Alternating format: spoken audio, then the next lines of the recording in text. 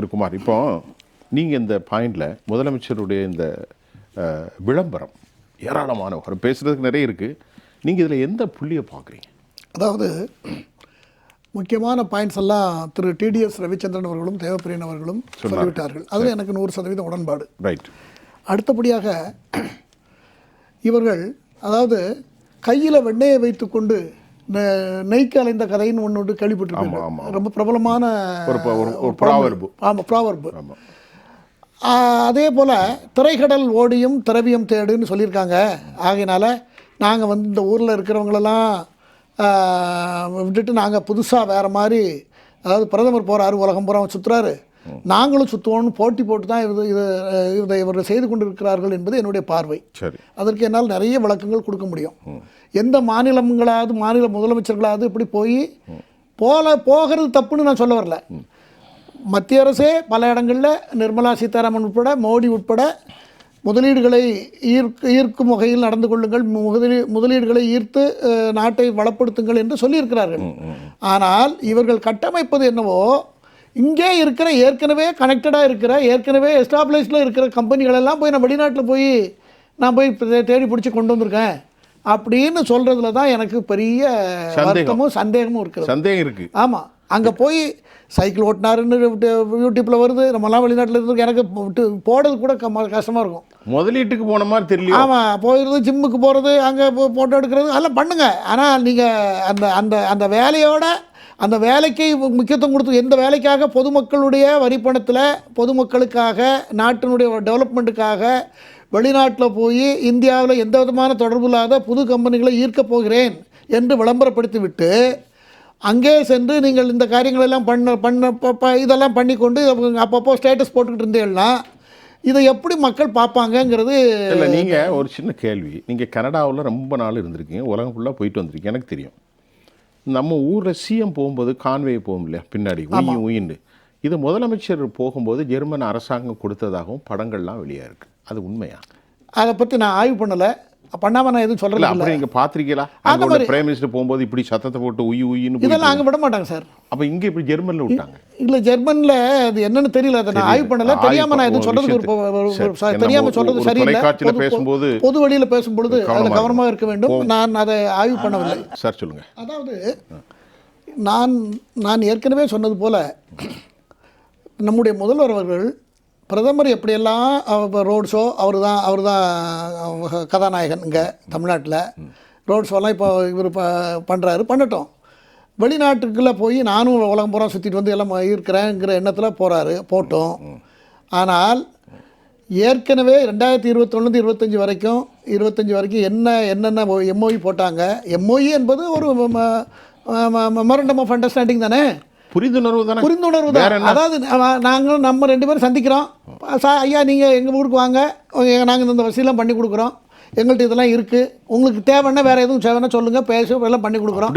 சரி, நாங்கள் எங்களுடைய அஃபீஷியல்ஸ் அனுப்புகிறோம், பார்ப்போம், முடிவு இது வரைக்கும் உள்ள ஃபாஸ்ட் ஹிஸ்ட்ரியை நீங்கள் பார்த்தீங்கன்னா நடந்ததை விட நடக்காது 65-70% நடக்காது தான் அதிகம். அது எந்த கவர்மெண்ட்டாக இருந்தாலும் அப்படிதான். ஆக அதற்குள்ளே இங்கே இதெல்லாம் எந்த லெவலில் பண்ணியிருக்கணும்னு சொன்னால், கையெழுத்து லெவலில் முதலமைச்சர் இங்கேருந்து அங்கே போகலாம், அவங்க இங்கே வரலாம், கையெழுத்தாகிற ஸ்டேஜுக்கு தான் போயிருக்கணுமே தவிர மற்றபடி எக்ஸிக்யூட்டிவ்ஸ் இருக்காங்க, நிறைய ஐஏஎஸ் அதிகாரிகள் இருக்கார்கள், மற்ற டெவலப்மெண்ட் அத்தாரிட்டிஸ்லாம் இருக்காங்க.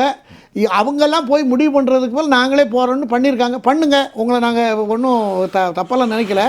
ஆனால் காமராஜரும் சரி, கக்கனும் சரி, மற்ற தலைவர்கள்லாம் இந்த நாட்டில் எப்படி பொது சொத்துக்களை எவ்வளோ ஜாக்கிரதையாக கையாண்டார்களோ, ஒரு ஸ்கூல் கட்டணும்னாலும் ஏதோ ஒன்று பண்ணணுன்னாலும் அரசாங்கத்துக்குப்பா பொது நிகழ்ச்சியப்பா பார்த்து போடு, நீ ஓம்பங்கல் இருக்கட்டும், நம்ம நாட்டில் பணம் தட்டுப்பாடான நேரத்தில் இந்த ஸ்கூலெல்லாம் கட்டி ஆகணும்னு காமராஜர் கெஞ்சின கதையெல்லாம் இருக்குது. எவ்வளோ பொறுப்பு பாருங்கள். ஆக இப்படியெல்லாம் அவர்கள் சொல்லிக்கிட்டு இருக்கிறார்கள். ஆனால் இதில் உண்மைத்தன்மை இதை இவங்க பண்ணிட்டு வந்திருக்கார், 17,000 பேருக்கு வேலை இப்படிலாம் சொல்கிறாங்க. ஆனால் இது வந்த பிறகு தான், இது கையெழுத்தாகி ஒர்க் அவுட் ஆன பிறகு தான் அதை நம்ம என்னென்னு பேச முடியும். ஆனால் இதில் நிறைய ஒன்று மட்டும் உறுதியாக சொல்ல முடியும், மிக்சிங் நிறைய இருக்கிறது. உண்மையை இருக்கணும் என்று இப்போ நான் கூட இந்த தொலைக்காட்சியில் பேசும்போது தவறான தகவல் எனக்கு நான் என்னுடைய யூகம் கூட தப்பாக இருக்கலாம், நான் அதை உண்மை நம்பி உங்கள்கிட்ட சொல்லலாம். ஆனால் தவறான தகவல்களை சொல்கிறது நம்ம சாதாரண மனிதர்களுக்கு கூட அது பழக்கம் இல்லாத போது ஒரு உண்மையை மேலேருந்து கீழே வரைக்கும் சொல்கிறதுக்கு கற்றுக் கொடுத்துருக்காங்க. அங்கே போய் ஆக்ஸ்போர்ட் யூனிவர்சிட்டியில் இப்போ பெரியாருக்கு இப்போ தமிழ்நாட்டில் என்ன ஆயிருக்கு, பெரியாரிசம் என்ன ஆயிருக்கு சார்? வெளியே திட்டுறது, வீட்டுக்குள்ளே என்ன நீங்கள் வந்து துளசி மாடத்தெல்லாம் பார்த்தீங்கன்னா நம்ம முதல்வர் வீட்டில் இருக்கிற மாதிரி துளசி நான் பார்த்துருக்கேன். ஏன்னா பக்கத்து வீடு சித்ரா நாராயணசாமியோட வீடு. அதுக்கு என்ன சொல்லுவாங்கன்னா, எப்போதும் நாங்கள் பிறருடைய உரிமைகளையும் உணர்வுகளையும் இது ஒரு இது என்ன சார் அந்த அம்மா மாதிரி யாரும் சாமி கும்பிடுறது பார்க்கவே என் பதில் அவங்க சொல்லுவாங்க, என் பதிலை நீங்கள் கேளுங்க, அதுக்கு நான் பதில் கொண்டு கொடுக்குறேன். சொல்லுங்க. இவர் நம்முடைய முதலமைச்சர் இருக்கிற வீட்டுக்கு அடுத்த வீடு அவங்கள்ட்ட இருந்து வாங்கின இடம் தான் அது. சித்ரா நாராயணசாமின்னு செனட்டாப் ரோட்டில் வீடு இருக்கிறது. நான் அவங்க வீட்டு ஸ்ரீதர் அவர் வீட்டுக்கு நாங்கள் போவோம், மேலே உட்காந்து பார்ப்போம். துளசி மாடம் அவ்வளோ அழகாக இருக்கும், இவங்க பூஜை ரூம்லாம் ரொம்ப நல்லா இருக்கும். அப்போது நீங்கள் வந்து உங்களுடைய கொள்கையை 100 ஆண்டு கொள்கையை உங்கள் துணைவியாற்றை கூட நீங்கள் அதை அவங்கள கன்வின்ஸ் பண்ணி அந்த கொள்கைக்கு உங்களால் இருக்க முடியாத போது நீங்கள் பொது வழியில் ஒரு லட்சக்கணக்கான கோடிக்கணக்கான மக்களை ஸ்டாலினை பொறுத்தவரை எப்போதுமே பொதுவெளியில் பெரியாரை பற்றிலாம் பேசி பார்த்ததே இல்லை. என்னைக்காவது ஒரு நாள் பேசுவார், என்னைக்காவது இருக்கட்டும் சார். உங்கள் கொள்கை ஃபெயிலியர் ஆகி போச்சு, 100% ஃபெயிலியர். நீங்கள் அதை சொல்கிறீங்களா? கருணாநிதி போகும்போதே எலுமிச்சம்பழத்தை வச்சு ஆராத்தி காட்டி தானே போயிருக்காங்க. ஆமாம், அவர் கோயில் வீடு வாங்கும் போதே இந்த கோயில் வாசலில் இருக்கணும்னு பார்த்து தானே வாங்குறதாகலாம் சொல்கிறாங்களே. ஆக இதெல்லாம் இந்த மாதிரி ஒரு இத்து போன ஒரு அவரவர்கள் உரிமையை, அவரவர்கள் மத நம்பிக்கையை, அவர் பெரும்பான்மை மக்களுக்கு வாழக்கூடிய இந்த நாட்டில் பெரும்பான்மை மக்களுக்கு எதிராக இந்த பெரும்பான்மை மக்களை தங்களுக்கு சாதகமாக வாக்களிப்ப வைப்பதற்காகவே பல பொய்களை இவர்கள் சொல்ல வேண்டிய அவசியம் அவருக்கு ஏற்பட்டிருக்கிறது. இது கடந்த காலத்தில் இன்னும் தொடர்கிறது. இதற்கு பேர் நாங்கள் செக்குலர், நாங்கள் மதசார்பின்மையை ஃபாலோ பண்ணுறோம், எங்களுக்கு சமநீதி, சமூக இப்படியெல்லாம் பேர் வைக்கிறார்கள். ஆகையினால இதெல்லாம் மக்களுக்கு இப்போ தெரிந்தாகிவிட்டது. எல்லாம் நடிப்பு, ஆக்டிங் தான், எல்லாமே உண்மையே கிடையாது. ஒரு எக்ஸாம்பிளுக்கு சொல்கிறேன், டைம் இருக்கா எனக்கு? அதாவது நான் உங்களுக்கு தெரியும், இந்த கவர்னர் குடியரசுத் தலைவர் இந்த வழக்கு விஷயத்தில் இப்போ 14 பாயிண்ட்ஸை குடியரசுத் தலைவர் கேஸஸாக நடந்துகிட்டு இருக்குல்ல சுப்ரீம் கோர்ட்டில். இது பல ஆண்டுகளாக நம்மளுடைய பேரறிவாளன் வழக்கில் இருந்து நான் சொல்லிக்கிட்டு இருக்கேன். மத்திய அரசுக்கு ஆளுநருக்கு ஆட்டுக்கு தாடி நாட்டுக்கு கவர்னருங்கிறதுலாம் ஒரு அரசியல் தலைவராக அன்னைக்கு அவருக்கு நமக்கு நம்ம மாநிலத்தை நாமளே சுயராஜ்யம் ஆளும்போது எதுக்குன்னு ஒரு காமெடியாக சொன்ன வார்த்தையை உண்மைன்னு இவங்களே நம்பி சுயமாக சிந்திக்காமல் அதை இத்தனை காலம் பயன்படுத்தி வந்தார்கள். ஆளுநருக்கு எந்த விதமான அதிகாரம் கிடையாது. அங்கே அவர் ஃபஸ்ட்டில் விருப்பம் இருந்தால் கையெழுத்து போடலாம், திருப்பி அனுப்புனா அப்படியே திருப்பி அனுப்பிச்சிடலாம். அப்படி இல்லைன்னா என்ன, திருப்பி தான் அனுப்பிச்சி ஆகணும். குடியரசுத் தலைவருக்கு இவர்களெல்லாம் அனுப்புறதுக்கு ஒன்றும் அதிகாரம் இல்லை. இவர் ஒரு ரப்பர் ஸ்டாம்பு, இவர் ஒரு போஸ்ட்மேன், இவர் ஒரு கண்காணி, இவருக்கு எந்த அதிகாரமும் கிடையாது. சட்டமன்றம் ஏதோ 2-2-3ன்னு சொன்னால் அதை இவர் கையெழுத்து போடணும் அப்படிங்கிறது வாதம். சட்டம் இப்படி தான் இருக்குதுன்னு வாதம் பண்ணியிருக்காங்க. நான் அவ்வளோ பேர்த்தையும் மூச்சு தொண்டை தரிக்க நான் அந்த சட்டத்தின் ஆன்மா என்கிற நூலை எழுதின அனுபவத்தில் அதெல்லாம் ஒன்றுமே கிடையாது. இதெல்லாம் உங்கள் கோஷம், உங்களுடைய பொய் பிரச்சாரம். புகழ்பெற்ற வக்கீல்களை வச்சுக்கிட்டு வக்கீல் வாத திறமையை வைத்துக்கொண்டு நீங்கள் நியாயத்தை மறைக்க முடியாது அப்படி என்று நான் வாதிட்டு இருக்கிறேன்.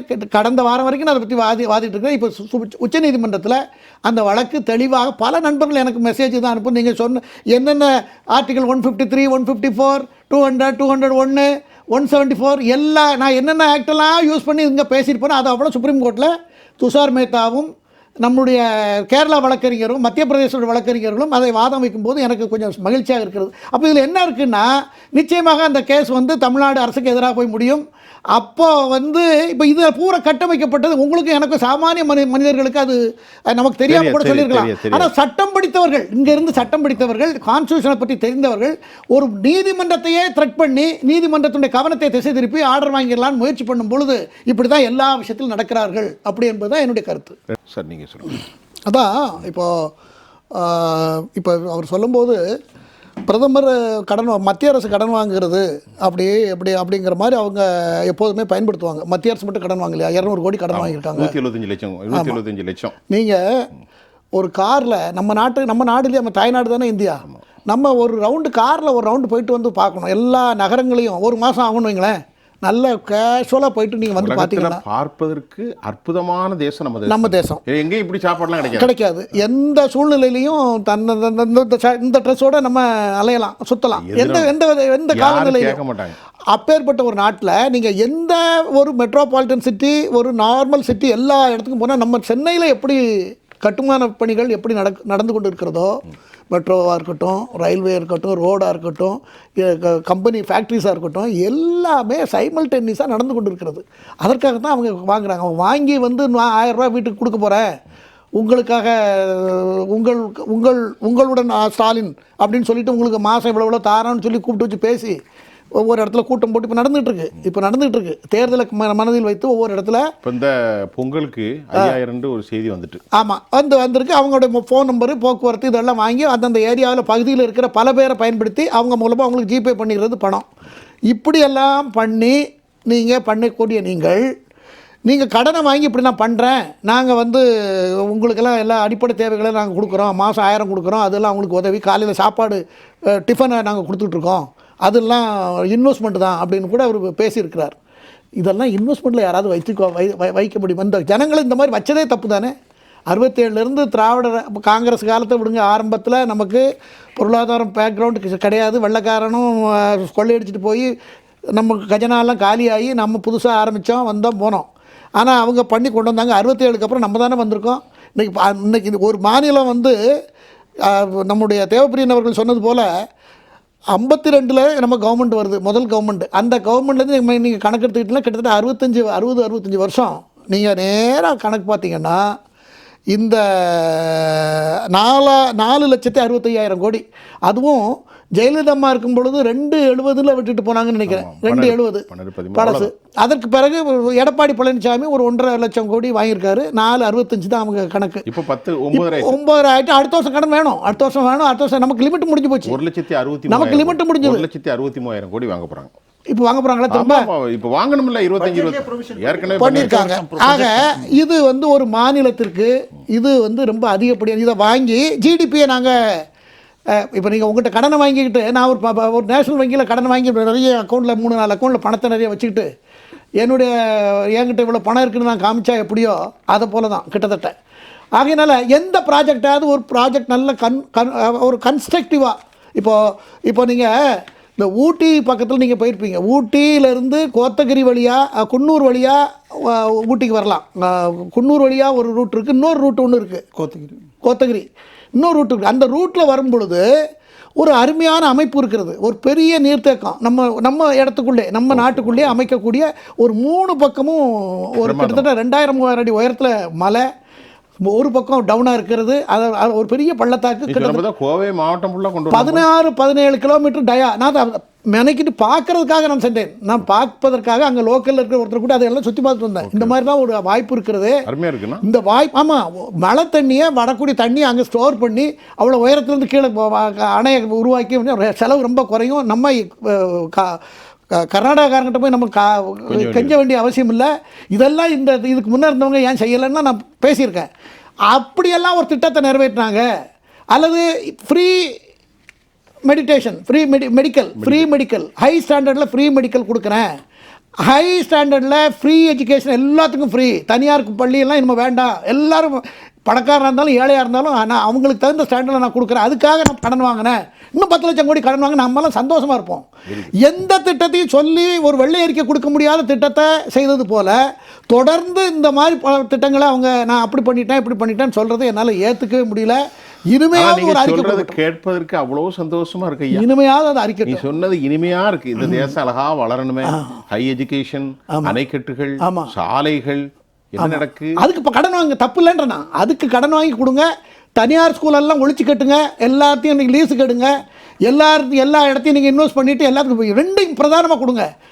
ஏழைகளுக்கு, எல்லாருக்கும், எல்லா மனிதர்களுக்கும் எல்லாம் ஈக்குவல். வெளிநாட்டில் அப்படி தான் இருக்குது.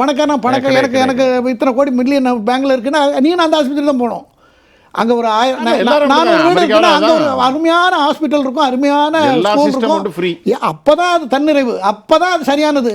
அது மாதிரி ஏதாவது கன்ஸ்ட்ரக்டிவாக செய்கிறத விட்டுட்டு நான் புதுமையாக செய்திருக்கேன், நான் பிரதமர் செய்யலை, நான் செய்திருக்கேன் சொல்லுங்கள், நான் உடனே சல்யூட் உங்களுக்கு தான் அழிக்க அடிப்பேன். உங்கள் ஃபோட்டோ வீட்டில் மாட்டி கடவுள் படத்தெல்லாம் எடுத்து தூர வச்சுட்டு நான் உங்களை சாமி கும்பிட்றேன். அதனால் இதெல்லாம் தான் நம்ம ஒரு முதலமைச்சர் செய்யணுமே தவிர, இதை பற்றி யோசிக்கணுமே தவிர, அதை விட்டு அங்கேருந்து ஸ்டேட்டஸ் போடுறதுனால எனக்கெல்லாம் அதில் ஒன்றும் சந்தோஷமே கிடையாது. நான் ரொம்ப மனவருத்தத்தோடு சொல்கிறேன். நீங்கள் சொல்கிற மாதிரி ஒரு நாடு உருவாகணும், அது என்னுடைய தமிழ்நாடு உருவானா அதை மாதிரி ஒரு சிறப்பு இல்லை.